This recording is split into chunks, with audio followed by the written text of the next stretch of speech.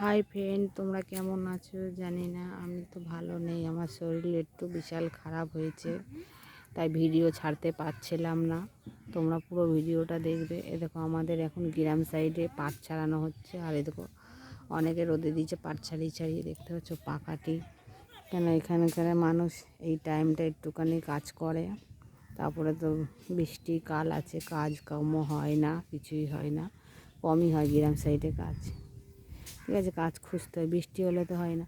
এই পাটের দিনে আছে, একটু কাজকর্ম করে মানুষ, গরু মরু রাখতে পারে, মাঠে ঘাটে একটু গরু মরু রেখে একটু খাওয়াতে পারে। এই যে গরুটা আছে, দেখো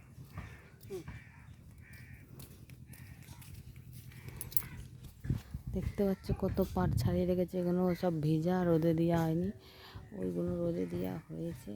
শুকানোর পরে আবার রোদ্দুর হবে, তখন দেবে। ওগুলো ভালো করে শুকিয়ে তারপরে ওগুলো দিতে হবে। আর এই দেখো আমাদের রান্নাঘর, তার মধ্যে রান্না হয়। বৃষ্টি পড়লে রান্না আর হয় না, ওটা হচ্ছে বৃষ্টিতে পুরো ভেসে যায়, দেখতে পাচ্ছ। আর এগুলো কাঠে রান্না হয়।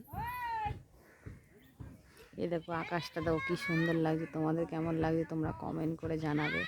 ঠিক আছে, দেখো এই দেখো গঙ্গা আমাদের বাড়ির সামনে।